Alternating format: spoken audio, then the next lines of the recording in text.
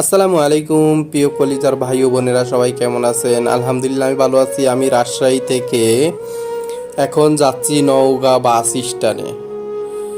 তো এই রেল লাইনটা পাড়িয়ে যাচ্ছি নওগাঁ বাস স্ট্যান্ডে, যাইয়া গাড়ির টিকিট কাটবো। টিকিট কেটে নওগাঁর উদ্দেশ্যে রওনা দিব। সবাই আপনারা থাকবেন পাশে, আশা করি সবাই থাকলে ভালো হবে। আপনাদের আপনাদেরকে চেষ্টা করি যে বিভিন্ন জেলায় যে যে সুন্দর সুন্দর কিছু ভিডিও দেওয়ার।